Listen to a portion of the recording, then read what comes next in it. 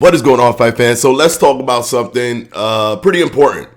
When is the next fighter reveal for ESBC? Let's go ahead and dive into this specific topic. Now, the reason why I want to talk about this topic and why I think it's somewhat multifaceted is because the next steps for ESBC, for Esports Boxing Club, will determine if we get a fighter reveal soon or if we don't get a fighter reveal soon.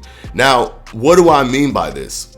It could be a very good sign, a very positive sign that we haven't gotten a fighter reveal in recent times. Now, we have gotten the reveal of Kell Brook that was in the February trailer, and I personally enjoy that type of reveal simply because it kind of fights from both ends of the sword. For anybody who wants a fighter reveal, they get that. And for anybody who's annoyed about fighter reveals without any substance in terms of giving us gameplay or what they feel is substance to them, you kill both of those birds with one stone. You give us Kell Brook, but it's in an in-game model and it's attached to gameplay. That is literally the best of both worlds. One of the reasons why the February trailer, in my opinion, was received so well.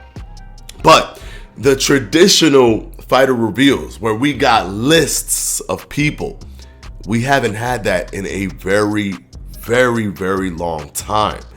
And I would probably venture a guess to say that the reason we haven't gotten these anymore, because they can't use the argument of, they were using a lot of the talking points that was coming from Steel City Interactive, was that, people want to see gameplay, and this is the reason why we're not doing any fighter reveals. Well, they've shown a lot of gameplay. They've shown the February trailer. They've shown the gameplay that they're released to the content creators. So a lot of gameplay has been put out there, but we haven't seen that traditional fighter reveal that we've gotten. And the only thing that I can think of as to why is because they are probably no longer focusing on acquiring new talent or acquiring new fighters. They're simply just focusing on the full release of the game. Now, that is an opinion of mine and a speculation. Obviously, I don't know for sure, but I would venture a guess that this may be the route that they are going. That is the reason why we haven't seen a new fighter reveal show. Now, does it mean that there will be no more people announced? No. I do believe that there have been people acquired that they just simply haven't announced yet, simply because they're not focusing on that portion of marketing. They're not focusing on that fighter reveal portion. So to even reveal who they have now, they might think to themselves, well, if we have anybody decent, anybody good, let's hold on to that information until we're at a pivotal point in terms of the game's nearing its release, and then we'll drop those people as some bombshells. We don't have to continue to acquire anymore because we've already acquired them, and then we could go ahead and add that to the full breadth of the marketing pushing into release. And I think that that's probably where we're at. There are people that they have that we probably don't know about yet that will more than likely be revealed closing in on the release to push the energy, the enthusiasm going into the release of Esports Boxing Club. That is my take on it. Now, with that being said, I do miss the fighter reveals. It was special. It was different and special. I love going live and just looking at what the list was.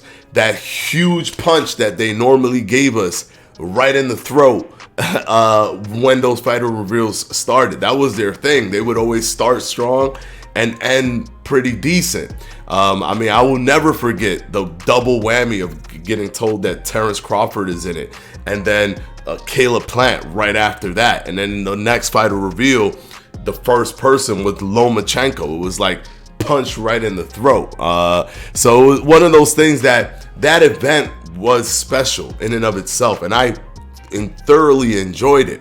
And I wouldn't mind if it returned in the format that it was before, but I understand if they are moving closer towards release, because at the end of the day, that is what everyone wants. They just want the game to be released so that we can start playing it. So if that is the end goal, what's pushing towards, no more, scanning new people or any of this stuff, just focusing on release itself. If that's what they're doing, then kudos to them. I'll take it. But if there is no effect to their timeline, and maybe they're holding on to some people, I hope that the people that they reveal, maybe they do it in in-game models or something, but at the end, when it's all said and done and we're about to release the game, they do somewhat of a list kind of reveal of a bunch of fighters. I don't care if they do it with in-game models or whatever, because they'll be close to release, but something where we could just get hit with all of these people being revealed to us. Well, that's just my take. What do you guys think? Do you guys want the fighter reveals to return the way we used to experience them? Or do you like the fact that there isn't any more fighter reveals and the majority of things that we've been receiving is gameplay as opposed to fighter reveal stuff, which is really it's what most people wanted. A lot of people didn't want the fighter reveal stuff and wanted more gameplay, and that's now what we got. But maybe, once you don't miss anything until you don't have it. So maybe now there's a different feeling. It's like, no, I kind of want to mix up the two. Or do you feel like the fact that we're not getting that information just means that they're pushing closer towards releasing the game? Let me know down in the comment section below. Just wanted to have a quick conversation with you guys about this. It was kind of lingering in my mind throughout the weeks, and kind of wanted to talk about it. All right, until the next one, guys. Peace out.